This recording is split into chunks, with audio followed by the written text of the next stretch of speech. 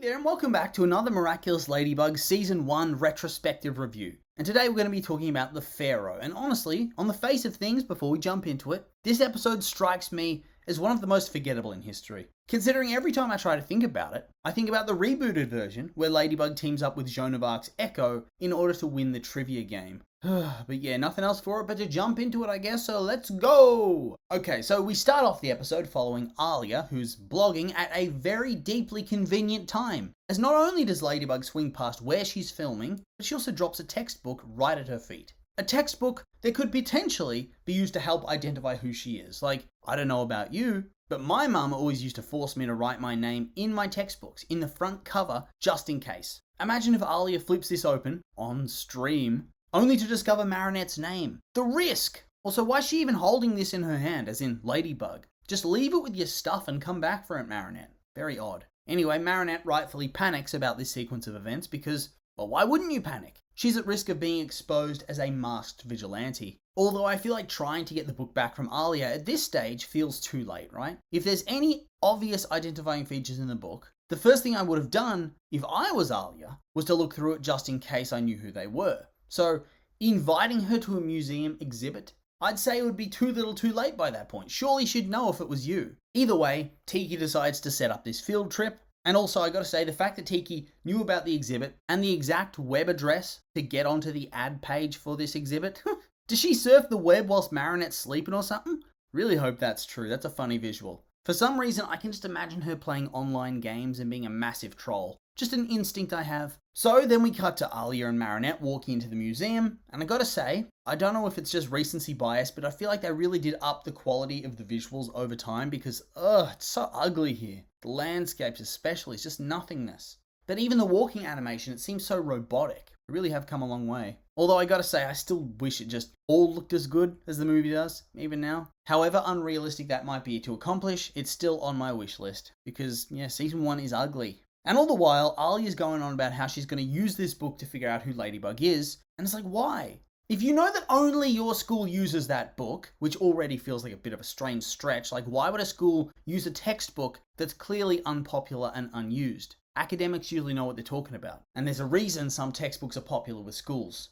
Oh well. But if you know that, and you know it's only for your age group, and at your school, so in their year, of which there's probably only a small handful of classes, I think they say, 42 girls or something like that? Like, what's her end goal here? Does Alia dox Ladybug online? Put her name on the blog, name and photo? Feels very short-sighted, especially from a fan. Ladybug protects Paris from the akumatized villains. Only she can do this, but by doxing her and telling people who she is, you'd open her up to attacks by Hawkmoth and also the attention of hordes of screaming fans that would probably put Adrian's stans to shame. Like, why the hell would you want to do this? Yep, I checked. 43 girls have to be sifted through. And at this point, I just think the sane thing to do without becoming a weirdo stalker is just to be happy in the knowledge that you have definitely met Ladybug before and then you just peace out. I mean, maybe she just wants to know for herself and not for the blog, but still. As Marinette and Alia check out the exhibit, Adrian sits at home pining after Ladybug and how there's a possibility that they go to the same school, which, good for him. Also, I do find it sweet how supportive everybody just seems to be about Alia's lady blog. They're always going on the website, checking out her latest posts, like, yeah, just wholesome vibes, really. Also, Adrian has to pull his head in. Flag is based. Those cheeses taste good. I guarantee he just needs to give them a chance. Anyway, back to the exhibit. Alix's brother and father are discussing the hieroglyphics on display and talking about how it displays Tutankhamun and his desire to restore his wife back to life. Now, I don't claim to be an expert on ancient Egyptian dynasties, but a quick Google search would suggest that this particular pharaoh, Tutankhamun, died before his wife did. Also, his wife was his sister. So already we know that this dude is full of shit and doesn't know his history, but I digress. Let's continue. So yeah, not only is this dude a poser with the incorrect knowledge of historical figures that he supposedly studies, but he's also a delusional person who thinks that by reciting some magic words and holding a priceless ancient artifact in his hand, waving it like a magic wand, he can somehow manage to bring people back to life using the incantation. Is he serious? Whatever he is smoking, get me some of that. Anyway, his dad honestly rightfully smacks this idiot down, telling him to pull his head in, and that by using the scepter, it would instantly get him fired. If this kid is serious about his beliefs, Maybe he should go through more official channels instead of trying to pressure his dad. Also, where did he even get these ancient scrolls to begin with? And also, was Tutankhamun's septum just out in the open air, not even in a glass display case? What? Ugh. Anyway, whilst Marinette's trying to figure out what part of the exhibit is Ladybug relevant, thanks for not helping at all, Tiki, the dude gets akumatized into Pharaoh, and he's given the powers of the ancient gods. And then he declares that his precious Nefertiti is gonna come back to life. And he exposes himself as more of a casual than he already was, because Nefertiti was not Tutankhamun's wife. No, she was his stepmother, not his wife. His wife was her daughter, his half-sister, as I said. Anyway, why is he lusting after a long-dead mummy? What the hell is wrong with this person? Like, ugh. What is his endgame here? Is he like role-playing this? Oh, damn, son. Damn. Back to Marinette and Alia. Marinette's still crashing and burning, trying to explain the significance of the hieroglyphics, and Alia is still trying to open the book. You telling me she hasn't even checked the book? And like, they've had class since then. We know that because Alia mentions that she noticed Marinette had misplaced her copy of the textbook. So what, she's just not going to open it until this exact moment? Come on. The Pharaoh then arrives and starts putting people into slow motion bubbles, so Marinette sneaks off to transform, whilst Alia acts like a smooth-brained buffoon and tries to film him and provides commentary about the Pharaoh and what he's doing. But hey, at least it's a convenient way for Adrian to enter the story. And then of course we have to watch him do his full transformation, because I guess they had to fill out the runtime somehow. And then we get the first clash of the episode. Ladybug and Cat Noir contend with the Pharaoh, and they get absolutely destroyed by this dude. One hit each, and they are done. Whilst creepy Pharaoh sees Alia's face, as after all, she's acting like an uncharacteristic idiot in this episode and completely exposed herself trying to get footage of the battle, fangirling for some reason, and talking loud enough to be heard. And honestly, you gotta chalk this one up to early season weirdness, where they hadn't quite nailed down what they wanted her character to be, because this moment did not feel like her. It felt like somebody else. But anyway, he sees her face, he decides she's beautiful and pure and whatever, and he kidnaps her, because of course he does. Nothing's gonna stand in this guy's way of banging a corpse. Jesus, it's true.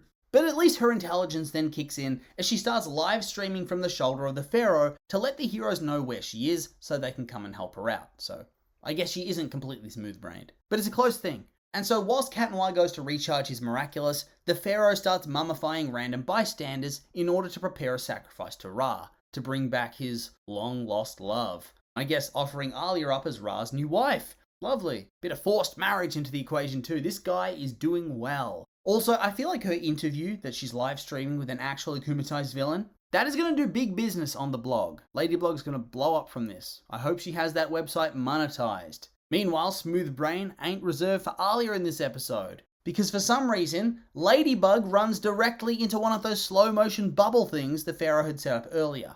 How? Why? How could this possibly happen? Ugh, I think it's just there to eat up some time, because thankfully, Cat Noir's around to save her. I'm guessing you can't pop the bubble from the inside, no? And so off they go to try to save Alia. They hide on the roof, whilst Alia discovers from the Pharaoh that 3,000 years before, it had been Ladybug who managed to defeat him and stop the ritual. And of course, our heroes somehow overhear this before we see Ladybug mock Cat Noir in one of the most cursed scenes of the show I've ever seen. Seriously, look at this woman's face, look at her mouth, like Donkey from Shrek. Ugh, like a horse trying to eat an apple. Our heroes then procrastinate and take forever to do anything, even as this guy drags her over to start the ritual. And Alia gets closer and closer to being completely sacrificed to the sun god. And so after a bit of banter and arguing, Cat Noir's sent to hold off the mummies, or the freaks as he calls them.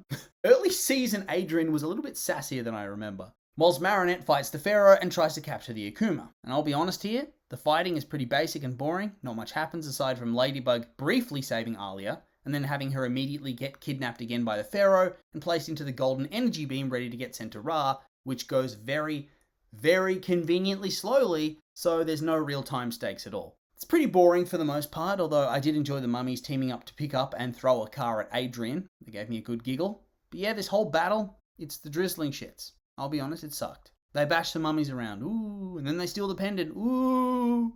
They do a fairly basic bait and switch. And maybe at the time it did feel fresh and new, but not on rewatch, so I'm salty and bored. Oh well. And so, in the end, they beat this guy and he's shuffled off to the side, and they don't actually speak to him or about him ever again because he is a freak. a freak. Most people that get akumatized, they still have their original personality, but for some reason this guy became the Pharaoh. So, you know what that means? I think this guy wanted to bring back Nefertiti so he could have a girlfriend. Creepy. Loser. Go away. Ali is also thrown off the scent of Ladybug's true identity because of the whole revelations about being thousands of years old thing. And so, Marinette manages to dodge that one. But back at home, she also discovers that Tiki is way old, like Dawn of the Universe old. Whew.